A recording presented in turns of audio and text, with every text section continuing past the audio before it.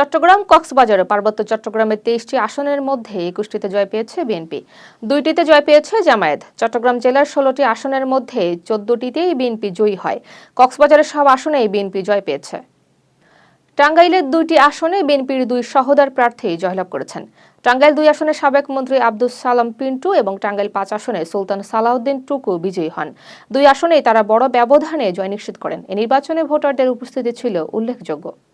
ফরিদপুর 2 আসনে বিপুল ভোটে জয়ী হয়ে কৃতজ্ঞতা প্রকাশ করেছেন বিএনপি নেতা শামা ওবায়দ ইসলাম রিংকু। ফেসবুক পোস্টে তিনি বলেন, এই বিজয় কোনো ব্যক্তির নয়, এটি জনগণের। দলমত নির্বিশেষে সবার পাশে থাকার অঙ্গীকার করেন তিনি। এই বিজয়কে দায়িত্ব হিসেবে দেখার কথা উল্লেখ করেন। ব্রাহ্মণবাড়িয়া 2 আসনে স্বতন্ত্র প্রার্থী রুমিন ফারহানা জয়ী হয়েছেন। তিনি বিএনপি জোট সমর্থিত প্রার্থীকে 38,000-এর বেশি ভোটে পরাজিত করেন। নির্বাচনকে তিনি কঠিন ও চ্যালেঞ্জিং লড়াই হিসেবে বর্ণনা করেন। কিছু কেন্দ্রে অনিয়মের অভিযোগও করেন তিনি। কক্সবাজার 4 আসনে হাড্ডাহাড্ডি লড়াই শেষে বিএনপির প্রার্থী শাহজাহান চৌধুরী জয়ী হয়েছেন।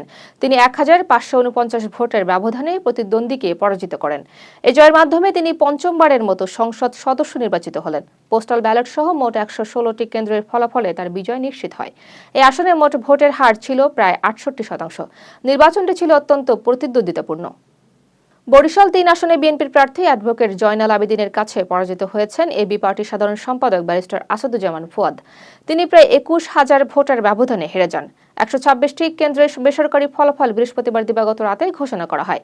ফল ঘোষণার পর এলাকায় শান্তিপূর্ণ পরিবেশ বিরাজ করে। এই আসনে ভোটার উপস্থিতিও ছিল তুলনামূলকভাবে সন্তোষজনক। ঢাকা 13 আসনে হাড্ডাহাড্ডি লড়াই শেষে জামায়াত ইসলামী সমর্থিত 11 দলীয় জোটের প্রার্থী মামুনুল হক পরাজিত হয়েছেন। বিএনপির ধানের শীষ প্রতীকের প্রার্থী ববি হাজ্জাজ 2320 ভোটের ব্যবধানে জয় পান। ভোট গণনার শুরু থেকে শেষ পর্যন্ত ব্যবধান নিয়ে ছিল তীব্র উত্তেজনা। এই আসনটি ছিল এবারে নির্বাচনের অন্যতম আলোচিত আসন। দুই পক্ষের ব্যাপক প্রচারণা লক্ষ্য করা গেছে। ঢাকা 9 আসনে পরাজয়ের পর স্বতন্ত্র প্রার্থী জাসনিম জারা ফলাফল মেনে নিয়ে একটি দীর্ঘ বিবৃতি দেন। তিনি বিজয়ী প্রার্থী ও দলকে অভিনন্দন জানিয়ে গণতান্ত্রিক প্রক্রিয়ার প্রতি শ্রদ্ধা জানান। নির্বাচনে তার পক্ষে দাঁড়ানোর সমর্থক ও স্বেচ্ছাসেবকদের প্রতি কৃতজ্ঞতা প্রকাশ করেন। ভবিষ্যতেও নীতিনিষ্ঠ ও জনকল্যাণমূলক রাজনীতি চালিয়ে যাওয়ার অঙ্গীকার করেন। একই সঙ্গে নির্বাচন শেষে যুক্তরাজ্যে চলে যাওয়ার গুঞ্জন স্পষ্টভাবে নাকচ করেন তিনি। নিজের শেকড় ও কাজ বাংলাদেশের সঙ্গে যুক্ত থাকবেন বলে জানান।